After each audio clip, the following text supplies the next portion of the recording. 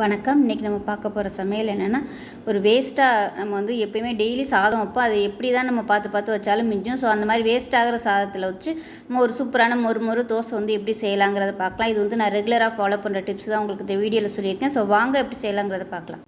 இப்போ ஒரு mixie jar எடுத்துக்கலாம். இதில் பார்த்தீங்கன்னா மெஷரிங் கப்பில் 1 கப் சாதம் எடுத்துக்கலாம்.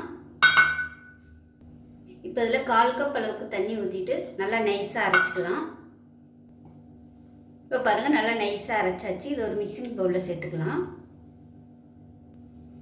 இப்போ இதில் நம்ம வீட்டில் அரைச்சி வச்ச இட்லி மாவு இல்லை தோசை மாவு எதுனாலும் சேர்த்துக்கலாம். இதில் இன்னொரு கப் அளவுக்கு சேர்த்துக்கிறேன்.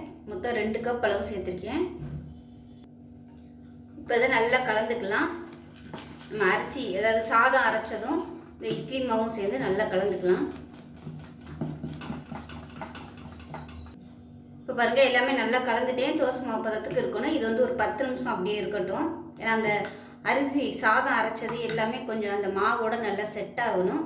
ஏன்னா இது இப்போ தான் ஃப்ரிட்ஜில் இருந்து எடுத்தது. அதனால ஒரு 10 நிமிஷம் இல்லை ஒரு 15 நிமிஷம் அப்படியே கொஞ்சம் ஊறிச்சுன்னா நல்லா அப்படியே செட் ஆகிக்கிறோம். இப்போ பார்த்தீங்கன்னா மாவு நல்லா ஒரு 15 நிமிஷம் அப்படியே விட்டாச்சு. இப்போ நல்லா கலக்கிக்கலாம். கலக்கிட்டு கல் நல்லா காஞ்சிடுச்சு. எண்ணெய் தடவிட்டு தண்ணி வந்து தெளிச்சு விட்டுக்கோங்க. ரொம்ப சூடு இருக்கக்கூடாது. அதே மாதிரி எண்ணெய் தேய்க்கும் போதும் ரொம்ப எண்ணெய் தேய்க்கக்கூடாது, இருக்கணும். ஆனால் இல்லாத மாதிரி அந்த மாதிரி தேய்ச்சிக்கோங்க. வந்து ஒரு கரண்டி அளவுக்கு மாவு எடுத்துக்கலாம்.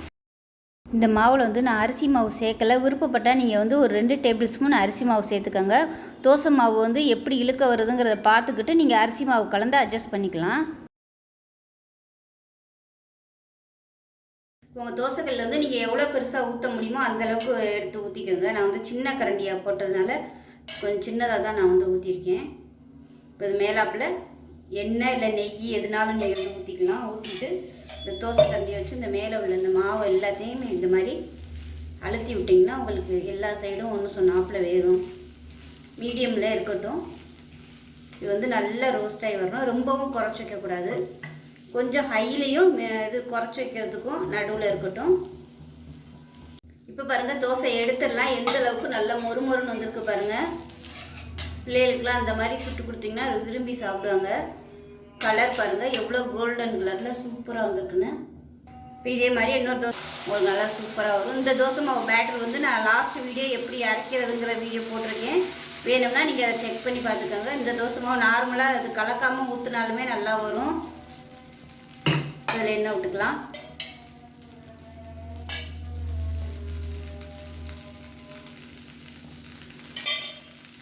இந்த தோசை பாருங்கள் எந்த அளவுக்கு நல்லா மொறுப்பாக இருக்குன்னு பாருங்கள். இந்த ஓரம்லாம் நல்லா அப்படியே கிறிஸ்பியாக இருக்கு பாருங்கள். நம்ம எண்ணெய் வந்து தடவுனதுனால நல்லா சூப்பராக வந்துருக்கு பாருங்கள். தோசை பார்க்குறதுக்கே அப்படியே சாப்பிட்ணும் போல இருக்குது பாருங்கள். இப்போ பாருங்கள், இந்த தோசை நல்லா மொறுப்பாக சூப்பராக வந்துருச்சு பாருங்கள். தோசைக்கு வந்து எப்போயுமே மாவு வந்து ரொம்ப புளிப்பாக இருக்கக்கூடாது. அப்படி ஒரு வேளை மாவு வந்து ரொம்ப புளிப்பாக இருந்துச்சுன்னா உங்களுக்கு தோசை வந்து அந்த அளவுக்கு கிறிஸ்பியாக வராது. புளிப்பு இல்லாத மாவில் வந்து தோசை ஊற்றி பாருங்கள், நல்லா கிறிஸ்பியாக வரும். நீங்கள் வந்து ஃப்ரெஷ்ஷாக மாவு ஆட்டி வச்சுருக்கீங்க அப்படின்னா கூட நீங்கள் அதில் வந்து இந்த சாதத்தை வந்து அரைச்சி சேர்த்து பண்ணிங்கன்னா இன்னுமே நல்லா சூப்பராக வரும். இப்போ பாருங்கள், நல்லா கிறிஸ்பியாக வந்துருச்சு. எடுத்துடலாம். இப்போ பாருங்கள், அருமையான மொறு தோசையும் இதுக்கு பார்த்தீங்கன்னா நான் சௌ சப்ஜி வச்சுருக்கேன். இந்த வீடியோ வந்து நான் எடுத்திருக்கேன். நான் வந்து போஸ்ட் பண்ணுறேன். ஸோ அதுதான் நான் வந்து அன்றைக்கி நைட்டுக்கு வந்து வச்சுருக்கிறேன். ஸோ வேறு எதுவும் பண்ணலை. ஸோ இதுக்கு வந்து சட்னி சாம்பார் எதுனாலும் சூப்பராக இருக்கும்.